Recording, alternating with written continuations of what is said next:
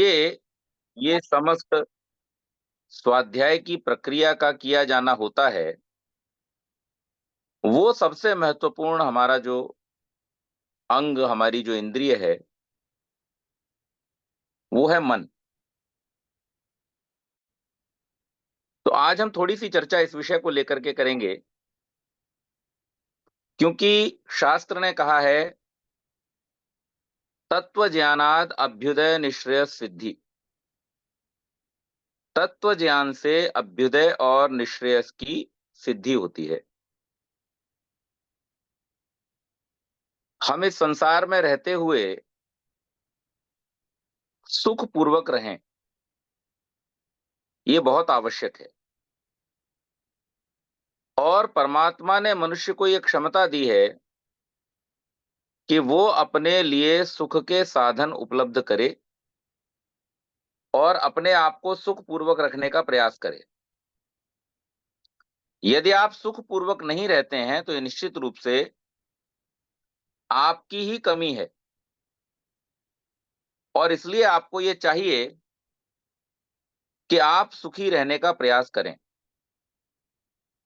वेद मंत्र क्या कह रहा है? विनाशेन मृत्युम तीर्त्वा संभूत्यामृतमश्नुते। अविद्यया मृत्युम तीर्त्वा विद्ययामृतमश्नुते। हमें मृत्यु से भी तरना है। मृत्यु का अर्थ क्या है? जो इस मृत्यु लोक में रहते हुए हमारे साथ जुड़ी हुई चीजें हैं, वो सब मृत्यु है।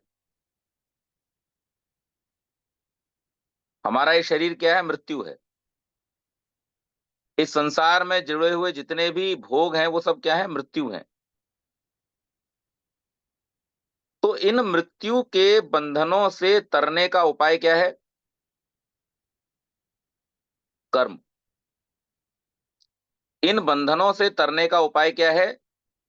इनका ज्ञान, इन पदार्थों का ज्ञान। और इसीलिए ऋषि दयानंद इस विषय को बहुत महत्व देते हुए क्या कहते हैं कि मोक्ष की प्राप्ति के लिए पदार्थ विद्या का ज्ञान परम आवश्यक है। जिसे पदार्थ विद्या का ज्ञान नहीं है, जो इस संसार के पदार्थ और उनके रहस्यों को नहीं जानता, उनके उपयोग को नहीं जानता, उनकी सार्थकता को नहीं जानता और अपने जीवन में उनका कितना महत्व है उसको नहीं जानता, तो इसके बिना वो व्यक्ति जीवन में मोक्ष का आनंद प्राप्त नहीं कर सकता। तो इसलिए यह आवश्यक है कि हम तत्व ज्ञान के द्वारा अभ्युदय और निश्रेयस की सिद्धि करें। इस संसार के दुखों से भी छूटें और परमात्मा के आनंद को, परमात्मा के नैकट्य को उसकी उपासना के द्वारा प्राप्त करें।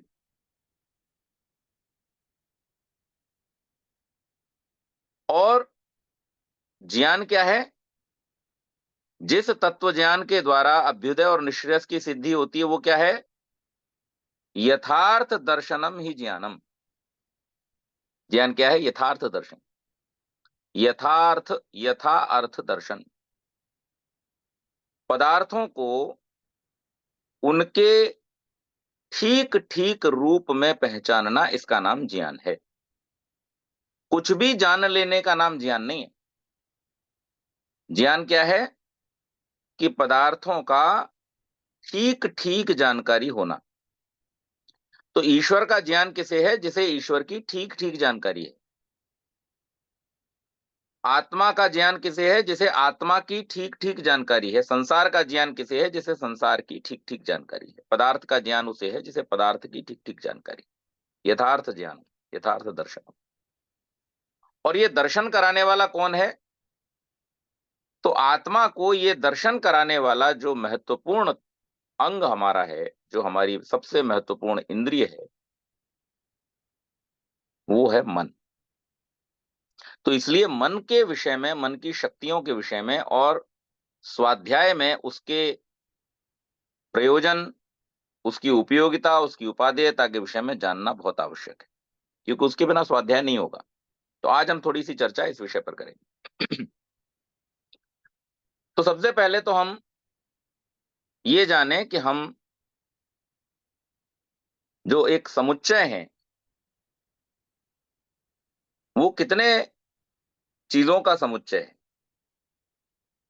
तो एक तो हमारा स्थूल शरीर है जो हमें दिखाई देता है बाहर से, दूसरा इसमें इंद्रियां हैं, तीसरा इसमें प्राण है, और चौथा इसमें अंतःकरण है जिसको हम मन कहते हैं। और ये मन जो है, जहां एक और पंच महाभूतों से हमारे शरीर का निर्माण हुआ है, वहीं महत तत्व से हमारे मन का निर्माण हुआ है। और ये जो महत तत्व है, ये सारे संसार में फैला हुआ है, जिसे हम अगर कहना चाहें तो विश्व मानस कह सकते हैं। और इस विश्व मानस की विशेषता क्या है कि ये आपके मनस तत्व के साथ सीधा सीधा, क्योंकि उसका जो मूल है वो वही है, उससे जुड़ा हुआ है।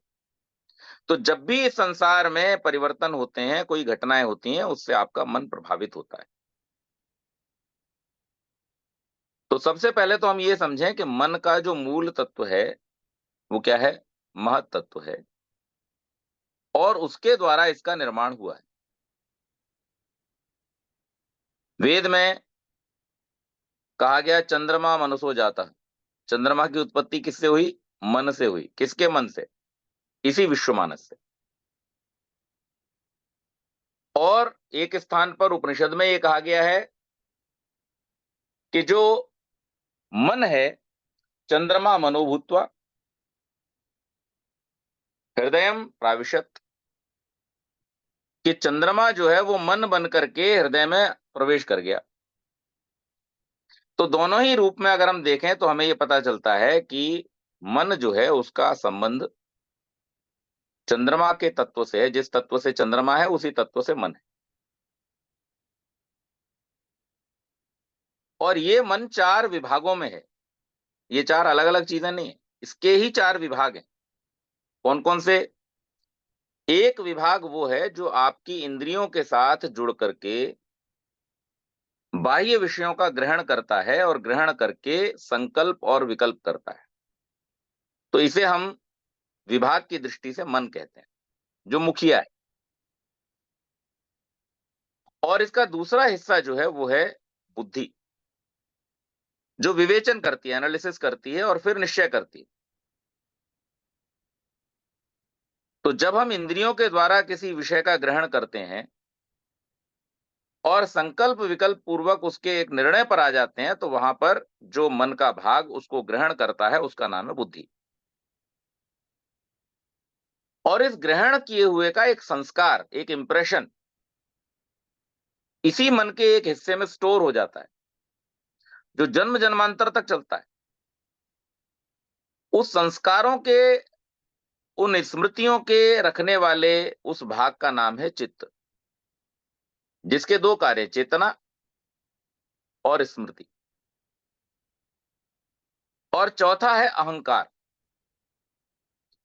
कि मन आत्मा के साथ जुड़ करके अपने आप को ही, अपने अहम को जो समझने लगता है, स्वीकार करने लगता है, अपने आप को ही जो आत्मा मानने लगता है,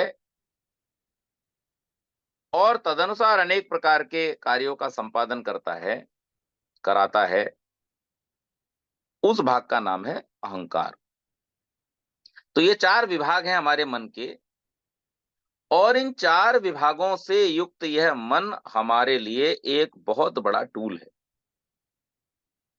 आप लोगों ने अनेक व्यक्तियों को कहते सुना होगा, या अनेक व्यक्तियों के बारे में लोगों को कहते सुना होगा कि उनकी तो सिक्स्थ सेंस बहुत एक्टिव है। अब अगर ये प्रश्न किया जाए सिक्स्थ सेंस कौन सी है, छठी इंद्रिय क्या है, तो ये छठी इंद्रिय है मन। हमारी 5 ज्ञानेंद्रियां हैं, 5 कर्मेंद्रियां हैं, और 11वां मन है। मन उभयेंद्रिय है, वो ज्ञानेंद्रिय भी है, वो कर्मेंद्रिय भी है। वो ज्ञान का भी ग्रहण करता है और वो कर्म का संपादन भी करता है, इसलिए इसको उभयेंद्रिय कहते हैं। और यही छठी इंद्रिय है, छठी ज्ञानेंद्रिय। तो जो व्यक्ति अपने मन को कंट्रोल कर लेता है, जिस व्यक्ति का अपने मन पर नियंत्रण है, वो अनेक प्रकार की विशिष्ट शक्तियों का स्वामी बन जाता है। तो आपको कोई चीज शीघ्रता से स्मरण हो, इसके लिए आवश्यक है कि आपका मन पर नियंत्रण हो। आपको कोई चीज शीघ्रता से समझ में आए, आपकी एनालिटिकल पावर, आपकी विवेचन करने की क्षमता बढ़े, आपकी बुद्धि कैसी हो, मेधा बुद्धि हो, इसके लिए आपको मन पर नियंत्रण आवश्यक है। और आप किन्हीं चीजों को जल्दी से निर्णय लेने में समर्थ हो सकें, आपको बहुत ज्यादा चीजों को डिसाइड करने में समय न लगे, आपको चीजों को समझने में बहुत ज्यादा समय न लगे, बल्कि आप बड़े अच्छे प्रकार से जब किसी भी चीज को देखें तो आपकी त्वरित उसके ऊपर जो रिएक्शन हो वो परफेक्ट हो, सही हो, ठीक हो, सटीक हो, इसके लिए आपका मन पर नियंत्रण होना आवश्यक है।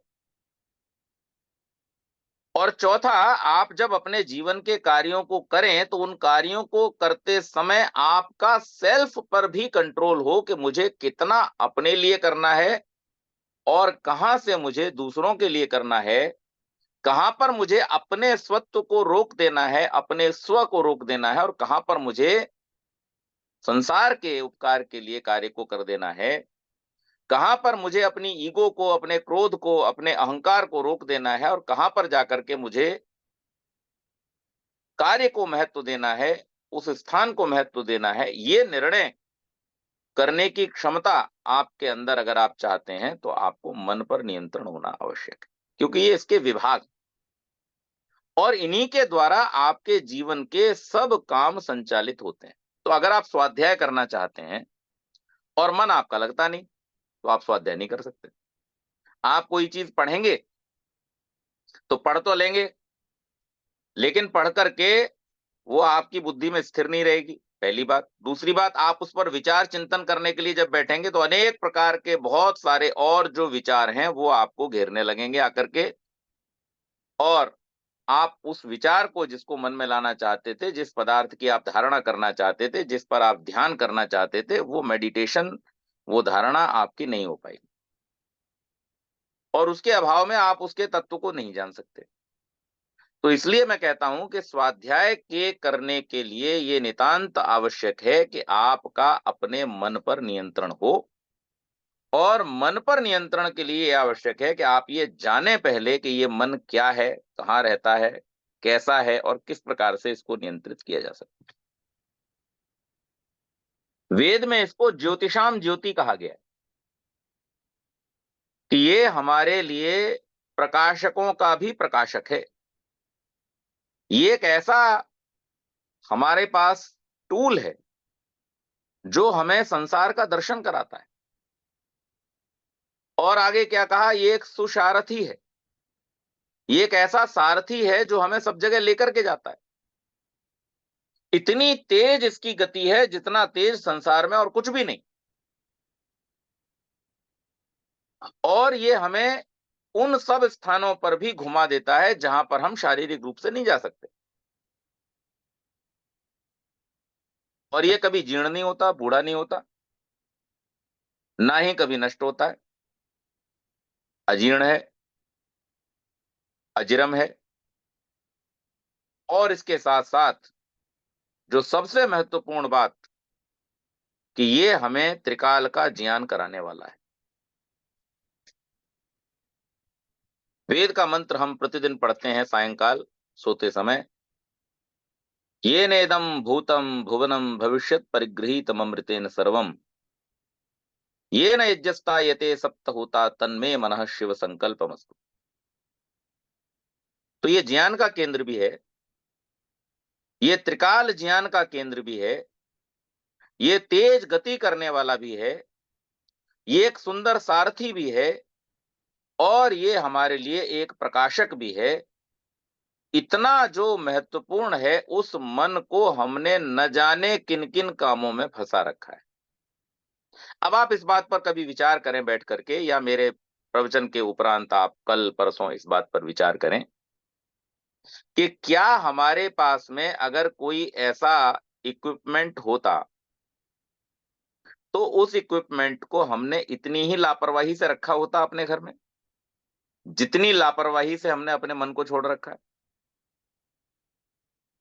आप सोचिए, ऐसा एक इंस्ट्रूमेंट जो इतने सारे कार्यों को संपादित करने वाला और हमारे सब सुखों और दुखों का आधार है, क्योंकि इंद्रियां बाहरी हैं। संसार को देखने के लिए, जानने के लिए, समझने के लिए आपको परमात्मा ने इंद्रियां दे दी कि आपको बहुत सुंदर सुंदर दृश्य देखने, आपके पास आंखें हैं। आपको सुंदर सुंदर सुगंध का आनंद लेना है, आपके पास में नाक है सूंघने के लिए, घ्राणेन्द्रिय दे दी परमात्मा ने। आपको संसार के स्वादिष्ट रसीले फलों का स्वाद चखना था, इसके लिए आपको रसना दे दी, जीभ दे दी। आपको इस संसार में अनेक सुंदर सुंदर पदार्थों का स्पर्श का सुख लेना था, आनंद लेना था, इसके लिए आपको त्वचा रूपी इंद्रिय दे दी। और इस संसार में बहने वाली तरंगों के कारण उत्पन्न होने वाली अनेक प्रकार की जो ध्वनियां हैं, उन ध्वनियों के आनंद से भी आप वंचित न रह जाएं, इसलिए आपको परमात्मा ने कान दे दिए। तो परमात्मा ने बाहरी जगत से कनेक्ट करने के लिए आपको दे दी इंद्रियां। और आप यानी आत्मा अंदर बैठे हुए हैं, आप बाहर आ नहीं सकते। तो ये बाहर और अंदर को जोड़ेगा कौन? तो परमात्मा ने उसके लिए आपको एक साधन दिया, और वो साधन है मन, जो आपकी इंद्रियों को बाहरी जगत से जो जुड़ी हुई हैं, उनको आत्मा से जो अंदर बैठा हुआ है जोड़ने का काम करता है। मन के बिना आप किसी भी बाहरी पदार्थ से जुड़ नहीं सकते। और ये मन जिस इंद्रिय के साथ जब जुड़ा होता है, उसी विषय का आपको ग्रहण होता है। यदि आपका मन किसी चीज को देखने में बहुत तल्लीन है, तो उस समय आपको शब्द क्या हुए, उस समय क्या घटना हो गई, क्या बात कही गई, बहुत बार ऐसा आपने अनुभव किया होगा अपने जीवन में कि आप किसी दृश्य को, किसी घटना को बहुत गौर से देख रहे होते हैं, उस समय कोई आपसे कुछ कह जाता है और आपको पता ही नहीं चलता क्या कह गया। बाद में आप जब सावधान होते हैं तब पूछते हैं, अरे मुझसे कुछ कहा था क्या? या इसी प्रकार से आप जब किसी ऐसे दृश्य को, इसे ऐसी घटना को देख रहे होते हैं, या आपने किसी बहुत प्रिय किसी शो को देख रहे होते हैं, या किसी मैच को देख रहे होते हैं जिसमें आप तल्लीन हैं, आपका मन आपकी आंखों के साथ जुड़ा हुआ है, उस समय में आप भोजन कर रहे होते हैं, तो आपको भोजन का भी कैसा स्वाद है उसका एहसास नहीं होता, उसकी परवाह नहीं होती। ऐसा अनेक बार होता है। और इसको और सरल करके समझ लें कि आप बहुत बढ़िया स्वादिष्ट व्यंजन आपके सामने रखे हों, आप खाने के लिए तत्पर हैं, आपकी जिह्वा पर लार आने लगी है और आपको समझ में आ गया है कि ये स्वादिष्ट पदार्थ जब मैं खाऊंगा तो मुझे इसका रस का आनंद आएगा। उसी समय आपको किसी दुर्घटना की सूचना मिल जाती है, तो फिर वही स्वादिष्ट पदार्थ वो आपको सुख देने वाला, आपको स्वाद देने वाला नहीं रहता, वो स्वाद सारा समाप्त हो जाता है। और आपका मन चूंकि किसी और विषय से जुड़ गया, इसलिए उस विषय का तब उस समय पे आपको आनंद नहीं आता। तो इतना शक्तिशाली टूल है कि बाकी सब कुछ वैसा का वैसा ही है, लेकिन केवल मात्र वहां से मन के हट जाने मात्र से उस पदार्थ का ज्ञान, उस पदार्थ का आनंद, उस पदार्थ से जुड़ा हुआ सुख आपको प्राप्त नहीं होगा, आत्मा को प्राप्त नहीं होगा। तो ऐसे इस शक्तिशाली साधन को जो परमात्मा ने हमको दिया, और किस लिए दिया है? मन हमें ज्ञान की प्राप्ति के लिए दिया है। आत्मा को जो ज्ञान का प्राप्त कराने वाला है वो यही मन। सृष्टि के आदि में जिस विश्व मानस से ऋषियों ने इस ज्ञान को प्राप्त किया, वो इसी मन के द्वारा प्राप्त किया, और इस मन में ही उस ज्ञान की प्रतिष्ठा हुई, और इस मन के ही द्वारा वो ज्ञान सदियों से प्रवाहित होता हुआ हमारे पास तक पहुंचा। तो स्वाध्याय की श्रृंखला में मन की शक्तियों को जानना, मन के विज्ञान को, जिसे मनोविज्ञान कहते हैं, उसको जानना समझना परम आवश्यक है। और इसलिए हमें यह समझना पड़ेगा कि ये मन है क्या, ये मन करता क्या है, और ये कहाँ रहता है। तो मन के जो 4 विभाग मैंने आपको बतलाए, ये चारों अपने अपने कार्य को भली प्रकार से करते हैं परमेश्वर की व्यवस्था में, कि एक भाग बाहरी जगत के साथ में जुड़ा हुआ है इंद्रियों के माध्यम से, और जिन चीजों को ज्ञान के क्रम में हम कहते हैं प्रत्यक्ष करना, तो उस प्रत्यक्ष करने की परिभाषा क्या देते हैं ऋषि?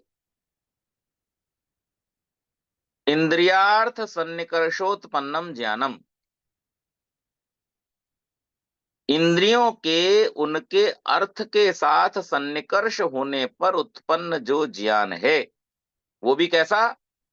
अव्यभिचारी, अव्यपदेश्य और व्यवसायत्मकम। ऐसा जो ज्ञान जिसमें किसी प्रकार का भ्रम न हो, मैंने पहले दिन एक शब्द प्रयोग किया था, निर्भ्रम, जिसमें किसी प्रकार का व्यवधान न हो, जो निश्चित हो, ऐसा दोष रहित जो ज्ञान है, जो इंद्रियों के सन्निकर्ष से आपको प्राप्त होता है, उसका नाम प्रत्यक्ष है। और इसलिए इस प्रत्यक्ष को प्रमाण की श्रेणी में रखा गया है, क्योंकि ये यथार्थ है। आपने जिस चीज को इंद्रिय के अब जैसे गुलाब का फूल आपके पास है, तो गुलाब के फूल को अगर आपने केवल देखा है, तो देख करके आपने उसके रूप का ही प्रत्यक्ष किया है। लेकिन अगर आपने उसको देख करके थोड़ा सा सूंघ भी लिया, तो अब आपने उसकी गंध का भी प्रत्यक्ष कर लिया। थोड़ा उसकी एक पत्ती तोड़ करके जीभ पर भी रख ली, तो आपने उसके स्वाद का भी प्रत्यक्ष कर लिया। आपने उसको हाथ से छू लिया, तो आपने उसके स्पर्श का भी प्रत्यक्ष कर लिया। ये अलग अलग इंद्रियां अलग अलग प्रकार से प्रत्यक्ष करा रही हैं। देखने का मतलब प्रत्यक्ष नहीं है। प्रत्यक्ष का अर्थ समझिए, इंद्रियार्थ जिस इंद्रिय का जो विषय है उसके साथ में उसके संपर्क का होना, दिखना नहीं। अब इससे एक बहुत बड़ी बात आपको समझ में आ जाएगी कि परमात्मा का भी जो साक्षात्कार है, उसका मतलब परमात्मा का दिखना नहीं है। जो ये सारी दुनिया परमात्मा को देखने के पीछे दौड़ रही है कि हमें परमात्मा दिखाई दे जाए, इसको हम साक्षात्कार मानेंगे, तो ये मूर्खता की दौड़ है, शास्त्र के विरुद्ध बात। इंद्रियार्थ सन्निकर्षोत्पन्नम, तो मन का जो अर्थ है, मन का जो विषय है, उसके साथ जो उसका संपर्क है, तो मन के जितने भी विषय हैं वो सब कैसे हैं? अनुभव के हैं। मन किसी चीज को देखता नहीं है, मन किसी चीज को सूंघता नहीं है, मन किसी चीज को चखता नहीं है, स्पर्श नहीं करता है, मन सुनता भी नहीं है। मन का केवल और केवल एक कार्य है जिससे वो अपने विषयों का प्रत्यक्ष करता है, और उसका नाम है अनुभव, फीलिंग। मन फील करता है। आपको सुख दिखाई देता है? नहीं। आपको दुख दिखाई देता है? नहीं। ज्ञान दिखाई देता है, आनंद दिखाई देता, कुछ भी इनमें से दिखाई नहीं देता। लेकिन हम सुख का अनुभव करते हैं, हम दुख का अनुभव करते हैं, हम ज्ञान का अनुभव करते हैं, हम आनंद का अनुभव करते हैं, इसकी प्रतीति हमको होती है, हम उसका प्रत्यक्ष करते हैं कि हाँ, मुझे सुख प्राप्त हुआ, मुझे दुख प्राप्त, हम निश्चय पूर्वक इस बात को कहते हैं। तो ये जो हुआ, ये जो हो रहा है और जिसको हम अनुभव कर रहे हैं, ये मन का विषय। तो ये मन हमारा जब बाहरी इंद्रियों के साथ में जुड़ता है और जुड़ करके उनके विषयों को ग्रहण करता है, तब ये आत्मा को उस विषय का प्रत्यक्ष कराता है। और यही मन जब परमात्मा के साथ में बैठता है, जब उपासना करते हैं, तो उपासना के समय क्या करना होता है? प्रत्याहार। महर्षि पतंजलि क्या कह रहे हैं? प्रत्याहार करके धारणा होगी। और प्रत्याहार का अर्थ क्या है? कि इंद्रियों को उनके विषयों से हटा करके क्या करना? अंतर्मुखी करना, विषयों से हटा लेना। जब विषयों से विरुद्ध हो जाएंगी, अर्थात जब अपने अपने विषयों की ओर प्रवृत्त न होकर के अंदर की तरफ चली जाएंगी, अर्थात अपने विषयों से निरुद्ध हो जाएंगी, उस समय में मन उन इंद्रियों के साथ इंद्रियों के विषयों की ओर आकर्षित न होकर के आंतरिक जिस विषय की धारणा आप करना चाहते हैं, उस विषय को वो ग्रहण करेगा। तो जब महर्षि कहते हैं ध्यानम निर्विषयम मनः, तो वहां विषय का अर्थ है इंद्रियों के विषय। इंद्रियों के विषयों से जब मन हट जाता है, तब वो परमात्मा की धारणा करने योग्य होता है। किसी विषय पर केंद्रित होने योग्य होता है, किसी विषय की अवधारणा, उस पर चिंतन, उस पर मनन, उसका निधिध्यासन, उसका साक्षात्कार करने की स्थिति में होता है। तो इसलिए हमें यह समझना होगा कि ये जो मन है, ये देह का हिस्सा नहीं है, ये देह से अलग है। देहातिरिक्तम मनः। और आत्मा का भी हिस्सा नहीं, आत्मा से भी अलग है। तो इन दोनों के बीच में ये क्या है? एक समायोजक है, ये कनेक्टर है। और इसलिए इस कनेक्टर को हमें ठीक प्रकार से इस्तेमाल करना आना चाहिए। जैसे हम जब कार ड्राइव करते हैं, तो कार ड्राइव करते समय हमें स्टीयरिंग पर कंट्रोल होना चाहिए। अगर हमारा स्टीयरिंग पर कंट्रोल नहीं है, हमारी कार नहीं चलेगी हमसे। इसी प्रकार से संसार में रहते हुए, परमात्मा की उपासना करते हुए, स्वाध्याय करते हुए, अगर हमारा हमारे मन पर नियंत्रण है, तब तो हम स्वाध्याय कर पाएंगे, तब तो हम उपासना कर पाएंगे, तब तो हम संसार के पदार्थों से सुख ले पाएंगे। अन्यथा हमारा इस पर कोई नियंत्रण नहीं होगा।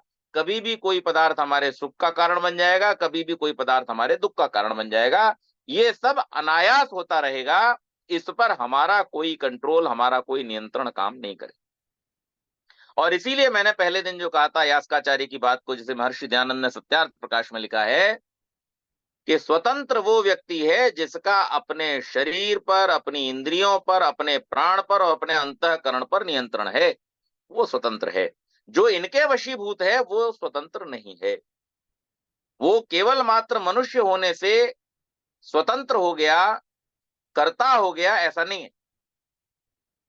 वो भी मनुष्य के रूप में एक पशु ही है। जैसे अन्य पशु अपनी इंद्रियों के वशीभूत होकर के अनेक प्रकार के भोगों को भोगते हुए अपने जीवन को समाप्त कर लेते हैं, इसी प्रकार से यह मनुष्य भी, जिसने ज्ञान प्राप्त नहीं किया, जिसका अपनी इंद्रियों, मन, प्राण और अंतःकरण पर नियंत्रण नहीं हुआ, और जिसने अपने कार्यों को संतुलित नहीं किया, नियमित नहीं किया, ऐसा व्यक्ति उन पशुओं के ही समान है जो केवल भोग भोग करके इस संसार से चले जाते। आचार्य चाणक्य ने भी इस बात को ही कहा है कि आहार निद्रा भय मैथुनम च सामान्य में तत् पशुभिर नराणाम धर्मो ही तेषाम अधिको विषय। धर्म क्या है? सबसे बड़ा धर्म क्या है? सबसे बड़ा धर्म यही है कि अभ्युदय और निश्रेयस की सिद्धि करना, मोक्ष को प्राप्त करना, परम पुरुषार्थ है ये। और इसके लिए ज्ञानवान बनना, इसके लिए ज्ञान को प्राप्त करने के लिए अपने मन को नियंत्रित करना, उसकी गतिविधि को समझना, ये सबसे बड़ा पुरुषार्थ। तो इसलिए हमारा ये जो मन है, इस मन की शक्ति को समझते हुए हम क्या जाने? पहले हम ये जाने कि मन हमारी एक इंद्रिय है, तो ये हमारे कंट्रोल में होनी चाहिए, हमारा इसके ऊपर नियंत्रण होना चाहिए, नंबर एक। नंबर दो, कि ये हमारी जो इंद्रिय है, ये हमें आत्मा के साथ में ज्ञान को प्राप्त कराने का एक साधन है, हमारा इस पर नियंत्रण होना चाहिए। नंबर तीन, हमारे सुख दुख, ज्ञान और परमात्मा का भी साक्षात्कार इसी मन रूपी इंद्रिय के द्वारा होगा। इसलिए इस इंद्रिय को हमें अपने कंट्रोल में रखना चाहिए। ये बात हमें समझनी होगी, और इस बात को समझ करके इस पर नियंत्रण का हमें प्रयत्न करना होगा।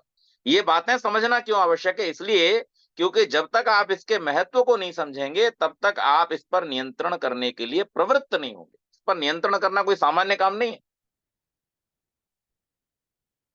चंचलम ही मना कृष्ण। अर्जुन क्या कह रहे हैं? हे कृष्ण, ये मन बड़ा चंचल, वायु सुदुष्करम, वायु की तरह इसकी गठरी बांधना, जैसे वायु की गठरी बांधना मुश्किल काम है, इसी प्रकार से इस मन को बांधना, इस मन को कंट्रोल करना मेरे लिए बहुत दुष्कर हो रहा है। तो श्री कृष्ण क्या समाधान दे रहे हैं? अभ्यासेन तु कौन्तेय वैराग्येन च गृह्यते। अभ्यास और वैराग्य के द्वारा, यही बात कौन कह रहे हैं? ऋषि भी कह रहे हैं, अभ्यास वैराग्य तन्निरोध। इस मन का, इस मन की वृत्तियों का जो निरोध है, इसका जो कंट्रोल है, वो कैसा होगा? अभ्यास और वैराग्य के द्वारा होगा। मैंने कल आपको वैराग्य बतलाया था। वैराग्य का अर्थ क्या है? कि यथार्थ ज्ञान होने पर जो उचित है उसको जीवन में ग्रहण कर लेना, और जो अनुचित है, त्याज्य है, उसको जीवन से निकाल देना, इसका नाम है वैराग्य। तो प्रत्येक व्यक्ति को चाहिए कि वो निरंतर अपने जीवन में अपग्रेड होता चले, अपने आप को और अधिक उन्नतिशील बनाता चले। और इसके लिए आवश्यक तत्व क्या है? वैराग्य है। कि जैसे जैसे आपको विवेक होता जाए स्वाध्याय के माध्यम से, जैसे जैसे आपको ज्ञान होता जाए आचार्यों के उपदेश के, गुरुओं के उपदेश के माध्यम से, या अपनी आत्मा की पवित्रता में साधना आदि के माध्यम से, तो जैसे जैसे आपको वेदादि सत्य शास्त्रों के माध्यम से ज्ञान होता जाए, उस ज्ञान को अपने जीवन में ग्रहण करते जाना, अपने व्यवहार का हिस्सा बनाते जाना। और जो अज्ञानता है, जो असत्य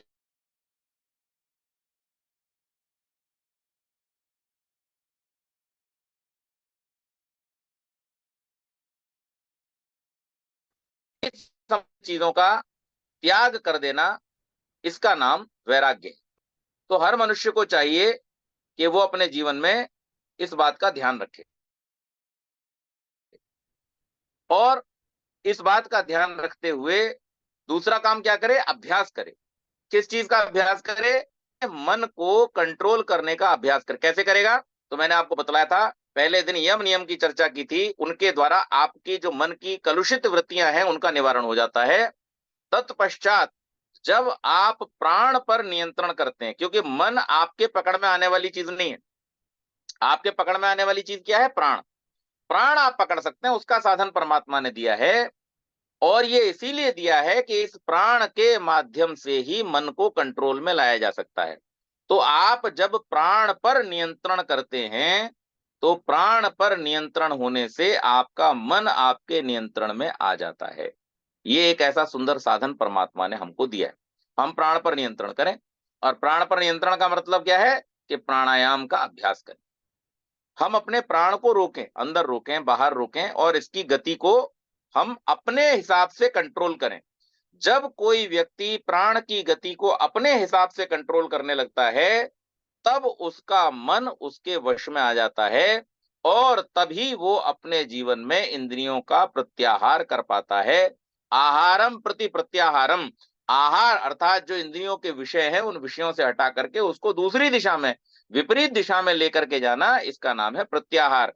तो आपकी जो इंद्रियां बाहरी विषयों में बार बार भागती हैं, उनको भी, और आपकी जो आंतरिक इंद्रिय मन है वो भी इन इंद्रियों के साथ जुड़ करके अनेक विषयों में भागती है, या अनेक प्रकार के संकल्प विकल्पात्मक विचारों में, अपनी स्मृतियों में खोई रहती है। उस दोनों प्रकार की बाहरी और आंतरिक इंद्रिय को कंट्रोल करने का परमात्मा ने जो आपको साधन दिया है, वो है प्राण। इसलिए जो व्यक्ति अपने प्राण पर नियंत्रण करता है, वो व्यक्ति अपने मन और इंद्रियों पर कंट्रोल कर पाता है। तो ऐसा नहीं है मन पे कंट्रोल करना असंभव है, कठिन है। और कठिन उसके लिए है जो अभ्यास नहीं करता, जो चीजों को स्वीकार नहीं करता। ऋषि दयानंद कहते हैं, मनुष्य का आत्मा सत्य और असत्य को जानने वाला है।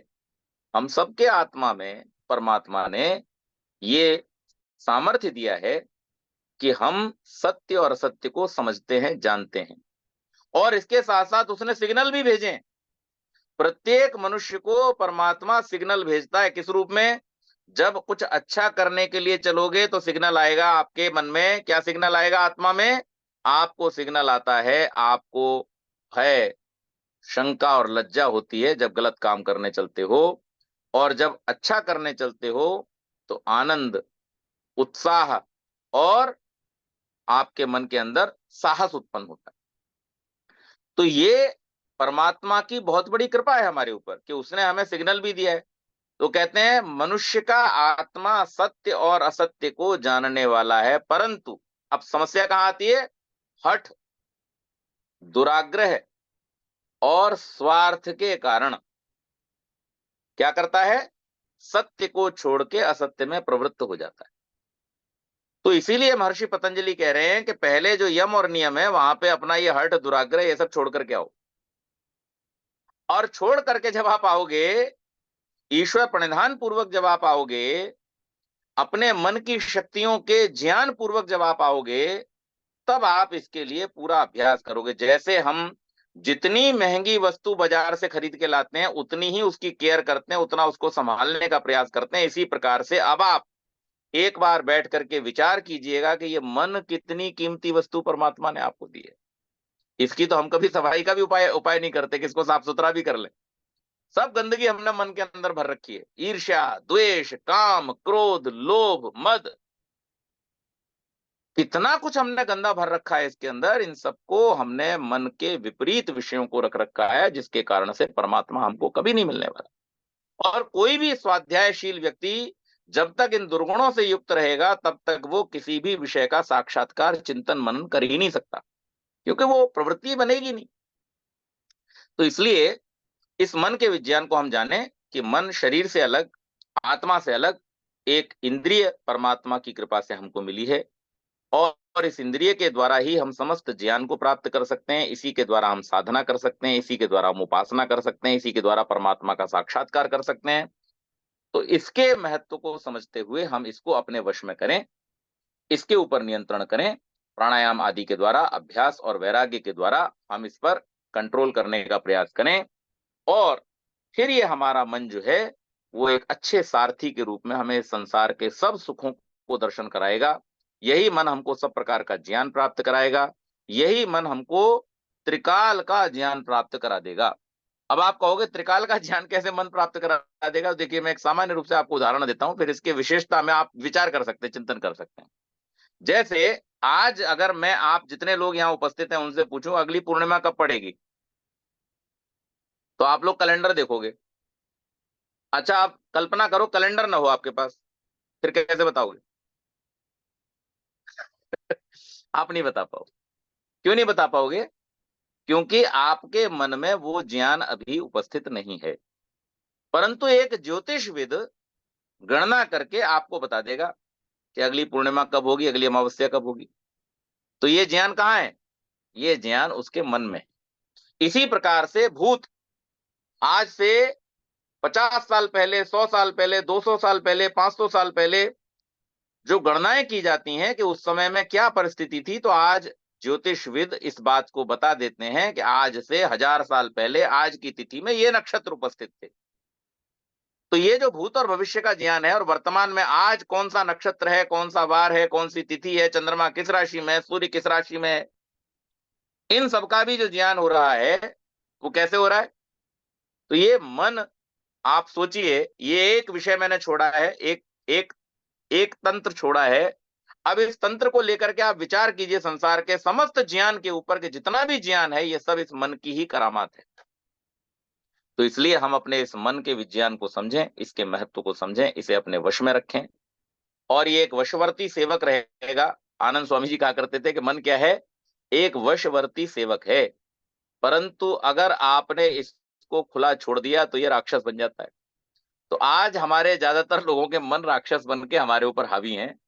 इसको हम अपना सेवक बनाएं, इसको अपने ऊपर हावी ना होने दें, और फिर संसार के समस्त सुखों को प्राप्त करने की श्रृंखला में परमात्मा ने जो शक्तियां हमको दी हैं उनका हम भरपूर उपयोग करें। ये स्वाध्याय के लिए एक बहुत आवश्यक चरण है, एक बहुत आवश्यक अंग है। इस पर हम विचार करें। आज की चर्चा को मैं यहीं तक रखूंगा। अगर आपके इस विषय से संबंधित या पूर्व विषयों से संबंधित कोई भी प्रश्न है तो आप लोग पूछ सकते हैं। आप सबका बहुत बहुत धन्यवाद।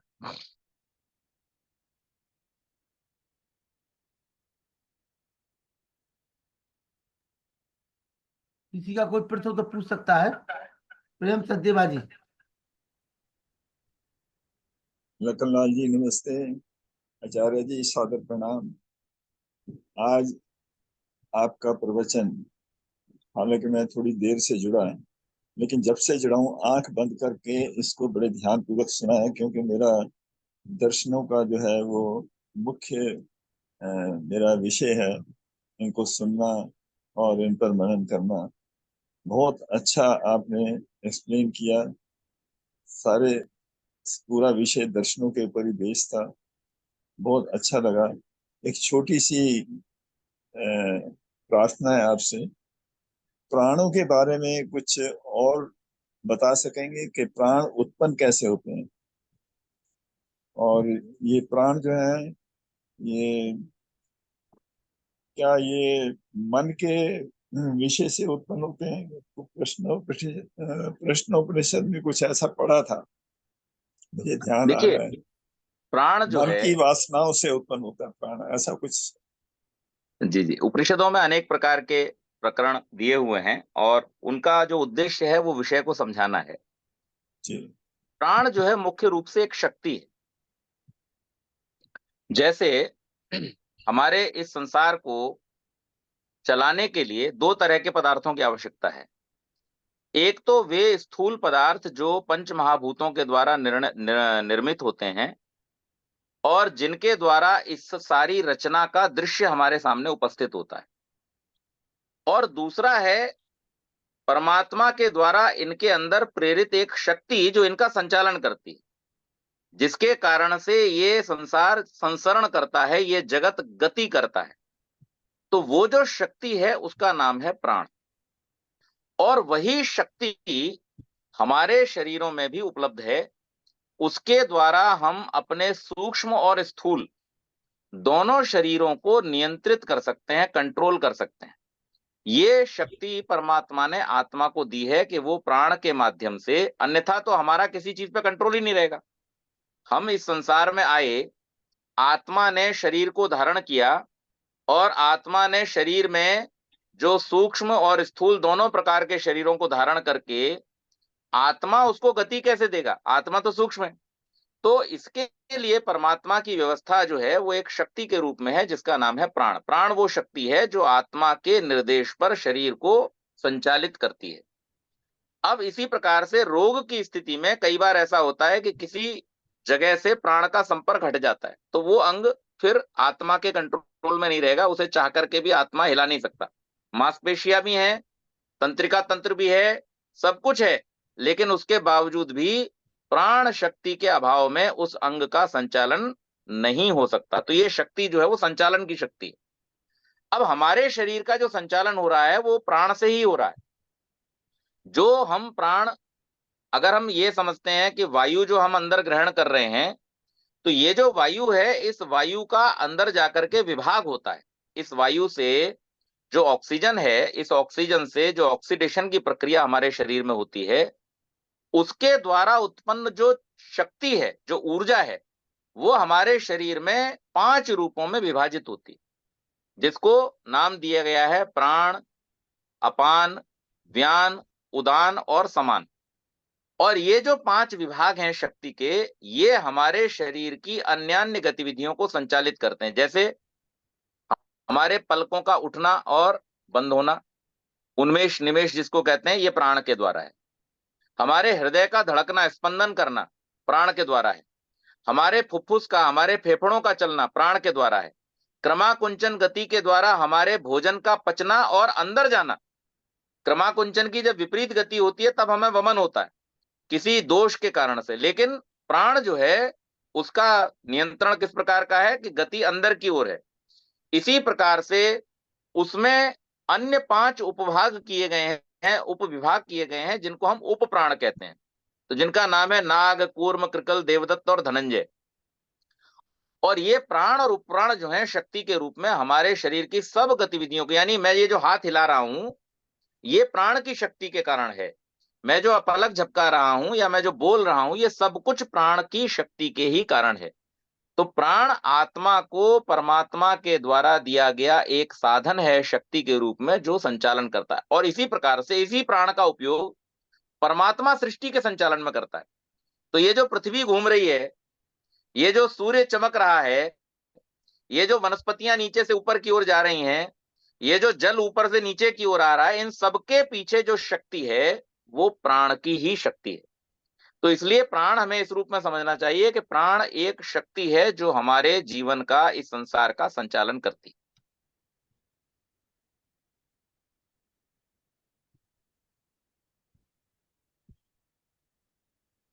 फिर भी ये नहीं पता लगा कि प्राण उत्पन्न कैसे होता है, प्राण उत्पन्न क्योंकि सृष्टि की नाम प्रक्रिया में ही सांख्य होता है। सांख्य में कुछ नहीं लिखा है।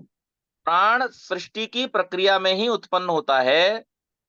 जब सृष्टि का निर्माण होता है तो त्रिगुणों से ही प्राण की उत्पत्ति होती है। जहां से तन्मात्राएं उत्पन्न होती हैं, जहां से इंद्रियां उत्पन्न होती हैं, जहां से पंच महाभूत उत्पन्न होते हैं, वहीं से प्राण की उत्पत्ति होती तो ये अहंकार से उत्पन्न होता है? है। नहीं, प्राण अहंकार से उत्पन्न नहीं होता।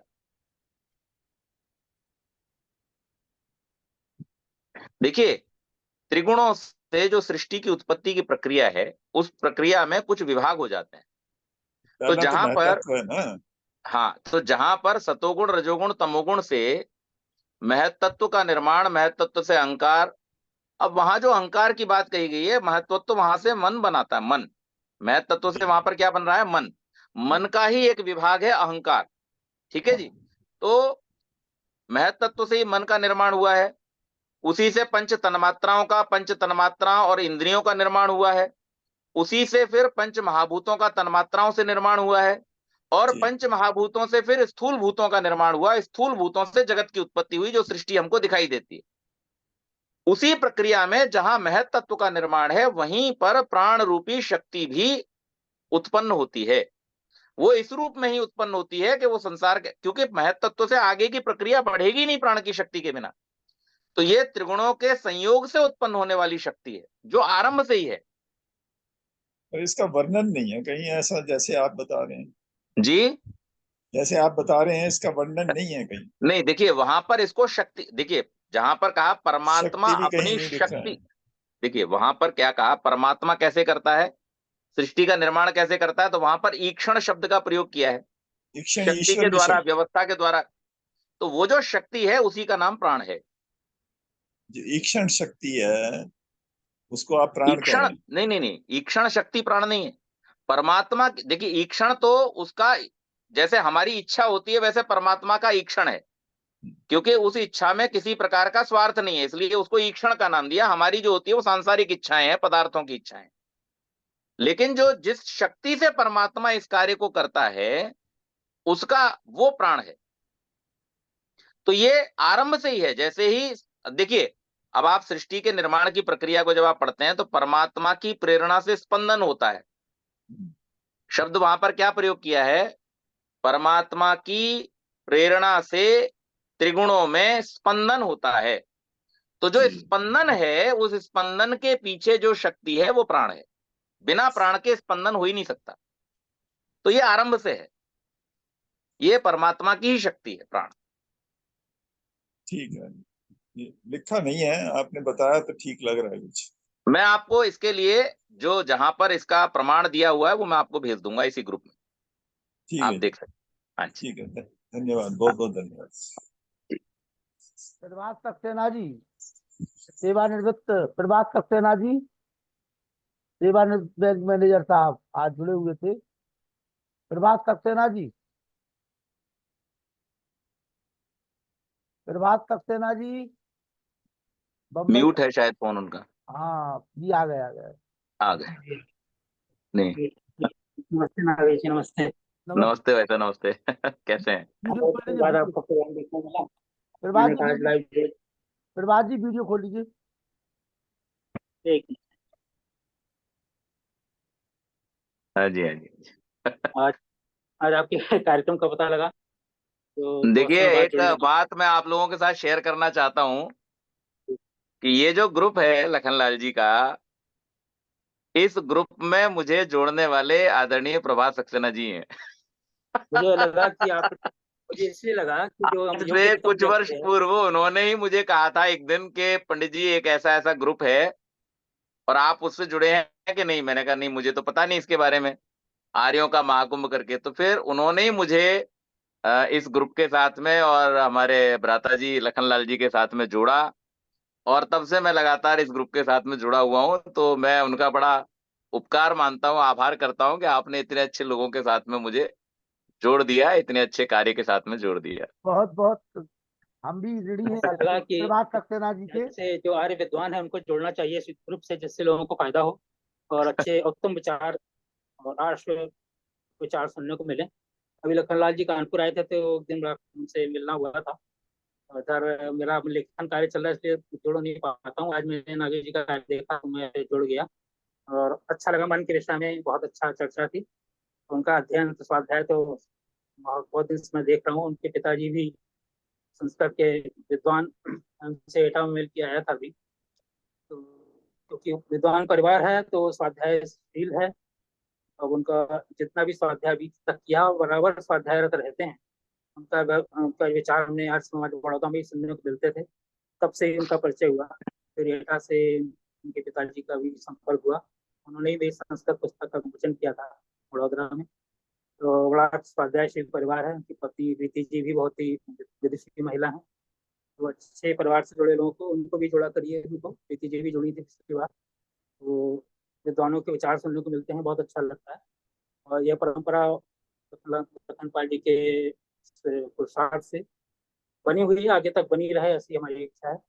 और संस्कृत दिवस पर भी कार्यक्रम करिएगा। संस्कृत दिवस श्रावणी पर्व पर होता है। नागेश जी इस पर विशेष रूप से अगर जुड़ जाएंगे तो संस्कृत भाषा के ऊपर भी कुछ उनका प्रवचन रहेगा, क्योंकि उनका तो सभी पर अवश्य अच्छे अवश्य अवश्य। सभी हमारे कितने संस्कृत ग्रुप से तारीख को जुड़े हुए हैं। कितने तारीख को जोड़ना है प्रभात सक्सेना जी? कितने तारीख को? 19 तारीख को श्रावणी पर्व है, तो उस दिन कार्यक्रम रखिएगा। 19 का कार्यक्रम उस रखिएगा। दिन जो है 19 तारीख को जी, नागेश्वर 19 तारीख शर्मा को जी का ही कार्यक्रम लगाएंगे अपन जी। हाँ श्रावणी पर्व है, संस्कृत दिवस भी मनाया जाता है उस दिन। तो विशेष रूप से संस्कृत के ऊपर चर्चा हो और संस्कृत भाषा के पठन पाठन के विषय में बिल्कुल। अधिक आप चर्चा हो, जिससे कि संस्कृत संस्कृत विषय रख लीजिए, आप जो है उस पर चर्चा करिए। आप उसमें कम से कम 20 अवश्य मिनट बोलिए उस दिन, ठीक है जी? बिल्कुल। उस दिन तो हम चाहेंगे कि सब लोग थोड़ा थोड़ा संस्कृत भाषा करें। हाँ, 10 संस्कृत मिनट का आप बोलिए, वार्तालाप 10 मिनट और कोई बोलेगा। इस तरह से 4-5 लोगों को बुलाइए उस दिन, ठीक है? बिल्कुल अब बिल्कुल 19 तारीख की सब लोग जिम्मेदारी बोलें। मैं आपको सौंप रहा हूँ। 19 तारीख के संयोजक आप रहेंगे। आप तैयारी नहीं करिए। नहीं, संयोजक तो आप ही हैं, लेकिन हाँ संस्कृत के विषय में रखिएगा कार्यक्रम, क्योंकि संस्कृत दिवस मनाया जाता है बिल्कुल बिल्कुल। और श्रावणी पर्व भी होता है उस दिन। तो हमारे नागेश जी जुड़ना चाहें तो उनको जोड़िएगा अवश्य। उनके नहीं ऊपर जुड़ेंगे, वो विशेष जुड़ेंगे, आप जुड़ेंगे। आप तैयारी करिए, मैं कह रहा हूँ ना उस कार्यक्रम हमारा भी हम उस दिन भी बढ़िया। हाँ रहेंगे। जी, तो कोशिश करिएगा कुछ लोग संस्कृत में ही भाषण करें थोड़ा सा। बिल्कुल मैं बिल्कुल। भी इसमें संस्कृत में ही भाषण दूंगा। और लोगों से भी अनुरोध है कि अपनी भाषा को, हमारी संस्कृत भाषा से ही संस्कृति है, उसको संस्कृत की भाषा की रक्षा करने के लिए साथ साथ उससे वेद मंत्रों का भी रक्षण होता है, हमारे मनुस्मृति आदि उपनिषद आदि श्लोकों का भी रक्षण होता है, और भाषा के भी रक्षण होता है। उसका हमारी सबकी जिम्मेदारी है। और आर्य समाज अगर ये काम नहीं करता तो हम सबको तो करना ही पड़ेगा, क्योंकि मैंने बड़ा आर्य समाज में कक्षाएं प्रारंभ की थी, नागेश जी जानते हैं वो। और लेकिन बाद में मेरा ट्रांसफर हो गया, फिर वह आगे नहीं चल पाया। अभी भी हमारी योगेश्वरी बहन है, प्रतिष्ठा जी, वो चलाते हैं संस्कृत ऑनलाइन क्लास 3 से 4 बजे तक। तो इस तरह से अनेक संस्कृत ग्रुप बने हुए हैं जो अपने अपने तरह से अपने अपने प्रयासरत हैं अपने अपने स्तर पर। तो मेरा यही सुझाव है 19 तारीख का कार्यक्रम संस्कृत दिवस के रूप में मनाया जाए, और हमारे नागेश जी से विशेष अनुरोध है कि उस कार्यक्रम में जरूर संबोधन करें। अवश्य अवश्य अवश्य। चलिए 19 तारीख को संस्कृत दिवस के रूप में मनाया जाएगा। उसमें हमारे प्रभात सक्सेना जी और हमारे जी। नागेश्वर शर्मा जी दोनों लोग रहेंगे। और भी लोगों को मैं चाहूंगा प्रभात सक्सेना जो भी अच्छे विद्वान स्कॉलर हैं उनको उस दिन लाया जाए, समय समय ताकि आपका 7:45 से रखिएगा, क्योंकि शाम को 4 बजे हमारा संस्कृत दिवस का कार्यक्रम है ऑनलाइन। तो ये बिल्कुल। आपका समय राजेश्वर ठीक है, जी, 7:45 राजेश्वर से समय रहेगा जी। राजेश्वर जी नमस्ते नागेश शर्मा जी। जी जी। नमस्ते। जी, मैं ये राजेश्वर हैदराबाद से। हाँ जी, ये नमस्ते जी, प्राण नमस्ते। जी, ये प्राण के बारे में मुझे भी ऐसा यही शंका था, जैसा प्रेम भैया ने बताया। तो आज कुछ समझ सके, फिर भी एक दिन आप इसका विस्तार से अगर प्राण के बारे में समझाएंगे तो बहुत आभार अवश्य होगा। अवश्य। नहीं, कल कल और है मेरा एक दिन, मैं इस विषय पर विस्तार से चर्चा करता कल ले हूँ। लेंगे और क्योंकि देखिए स्वाध्याय का विषय चल रहा है, जी। और स्वाध्याय में हमारे संशयों को, मैंने पहले ही दिन कहा था कि स्वाध्याय से हमारे सब संशय रूपी पिशाच भाग जाते हैं। बात तो हमारे पिशाच भाग जाएं, हमारे संशय दूर हो जाएं और हम संशय रहित हो जाएं, इसके लिए जी आवश्यक है कि जो भी शंका है, मैं तो इसीलिए थोड़ा सा 5 मिनट पहले छोड़ता हूं, नहीं तो और भी बढ़ा सकता हूं, कि जी आप लोगों का अगर कोई भी किसी भी प्रकार का जो बात मैंने कही है उससे जुड़ा हुआ कोई प्रश्न है, या और कोई प्रश्न शास्त्र से संबंधित आपके मन में है, वेद से संबंधित आपके मन में है, जी। तो पूछिए। हम यथासंभव प्रयास करते हैं उसको उत्तर देने का। आज नहीं दे पाएंगे, कल देंगे, लेकिन जी जी। उत्तर देंगे आपको, आपका समाधान करेंगे। बहुत अच्छा, आभार, बहुत आभार। जी। नमस्ते। आइए वेद प्रकाश शर्मा जी।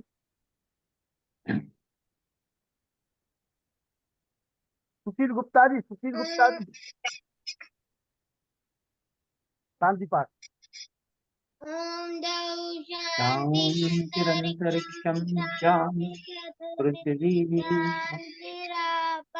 शान्तिरौषधयः शान्ति वनस्पतयः शान्ति विश्वे देव शान्ति ब्रह्म शान्ति सर्वं शान्ति शान्तिरेव शान्ति सामा शान्तिरेति ओम शांति शांति शांति ओम। जो बोले सो सत्य सनातन वैदिक धर्म की जय। गुरु बलरामानंद की जय। योगेश्वर महर्षि दयानंद की जय। मर्यादा पुरुषोत्तम श्री रामचंद्र की जय। योगेश्वर श्री कृष्णचंद्र की जय। बंधुलेख राम की जय। स्वामी राधानंद की जय। स्वामी आत्मानंद की जय। महात्मा हंसराज की जय। भारत माता की जय। गौ माता की रक्षा हो पालन हो। आर्य समाज अमर रहे। वेद की ज्योति जलती रहे। ओम का झंडा ऊंचा रहे। आर्यों के महाकुंभ और भारत को समझो अभियान की जय। कलवंतो विश्वमार्यम बड़ा ध्वनि ओम। वैदिक अभिवादन सबको नमस्ते जी। ओम सर्वेभ्यो नमः। सभी को सादर नमस्ते। कल पुनः आप हमारे आचार्य पंडित नागेश्वर शर्मा जी को सुनेंगे और प्रभात सक्सेना जी ने जो प्रस्ताव रखा है 19 तारीख का उस पर लिंक यही नया वाला लिंक रहेगा। हाँ, ये लिंक जो है हमने बदल दिया है क्योंकि आपसे यही लिंक यही रहेगा रहेगा ना। हाँ, थोड़ा सा मोबाइल नंबर भी आप हमारा लिख लीजिए, वही जो जिससे लिंक आ रहा है ना वही ठीक। मोबाइल नंबर बात करने के लिए। मैंने पुराना ठीक वाला है। नंबर माता जी को दे दिया अपना। डबल में मोबाइल चला रहा था, कोई काम का नहीं था वो। ठीक है जी। लाखन भैया नमस्ते। नमस्ते नमस्ते जी। यही आज लिंक रहेगा। लिंक नहीं मिलने से मैं बहुत कोई बात नहीं, लिंक थोड़ा सा बदल लिंक शर्मा जी का उपन्यास में खो गया थोड़ा। आज लिंक थोड़ा सा चेंज कर दिया था, लिंक बदल दिया था। मेरे व्हाट्सएप पे जितने लोग जुड़े हुए हैं लखन लाल जी सबको मैंने लिंक भेज दिया। चलिए अच्छा एक बार जितने फिर लोग जुड़े हुए हैं। अच्छा माता जी। ठीक है माता जी, सभी को सादर नमस्ते। जी नमस्ते जी नमस्ते। लाखन भैया नमस्ते।